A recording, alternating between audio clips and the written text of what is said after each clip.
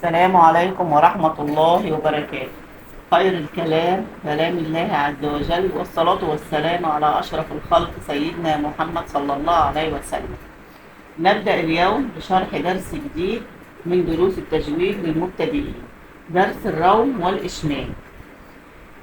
طبعا الروم والإشمام ده احنا لما بنيجي انا هشرحها لكم كده بطريقة مبسطة. اما بنيجي نقف على أي كلمة بنسكنها، إلا التنوين بالفتح بنمده حركتين عوضا عن الإيه؟ عن الفتح. لكن لما نيجي في الروم والإشمام، الروم لما بنيجي نقف على الكلمة بنجيب جزء من الحركة أو أقل من نصف الحركة، وبنضبطها كده ضبط شفهي وبيسمعه القريب وليس البعيد. والروم ده بينفع مع حركة الكسرة والضمة.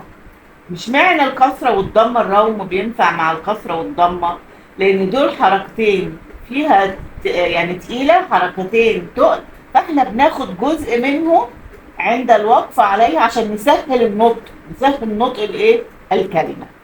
دي في الروم، دي بالنسبة لايه؟ الروم. لكن الفتحة لا تنفع ان احنا نجيب ايه؟ حركة الروم معاها.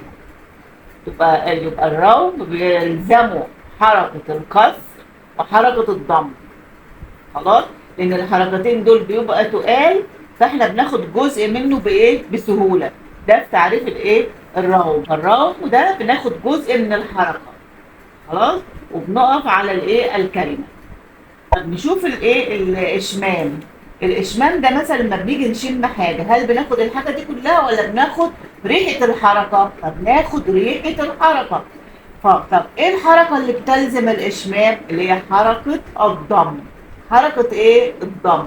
ان احنا بنقف بالسكون وبعد كده بنضم الشفتين، بنضم الايه؟ الشفتين. خلاص؟ يبقى يلزمها ايه؟ الاشمام. وبالنسبة للاشمام دي لا ينفع مع الكسرة ولا ينفع مع الفتحة، والاشمام بينفع مع حركة ايه؟ الضم. يبقى عرفنا الروم بينفع معاه الكسر والضم اللي هو الروم. الإشمام بينفع معاها الضم بس. الفتحة بنسكنها وبنقف عليها بإيه؟ بحركتين. تمام كده هو. طب لو نيجي عندنا مد عارض للسكون، عارض للسكون اللي احنا بنقف على الكلمة، طب نقف على المد العارض للسكون بحركتين أو 4 أو 6. زي ايه؟ العالمين، كده حركتين.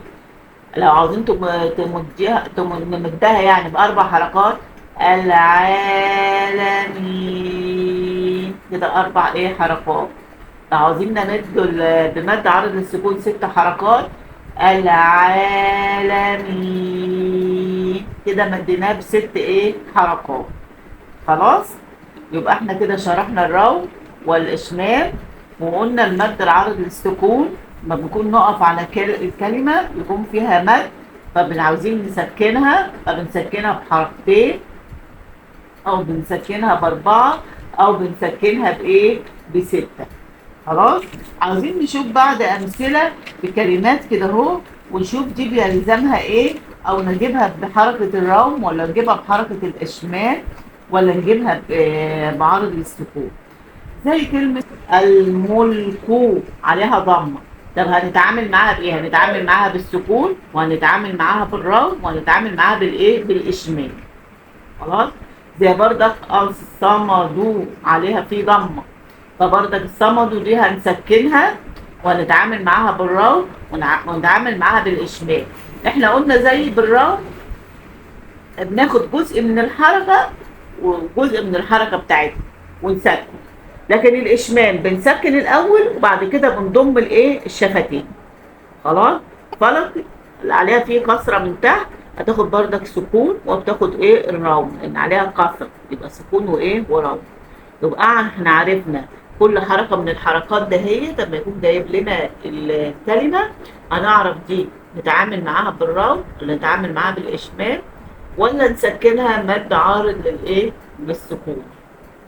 وبكده خلصنا درس الروم والإشمام. لو في أي استفسار اكتبوا لي في التعليقات. السلام عليكم ورحمة الله وبركاته.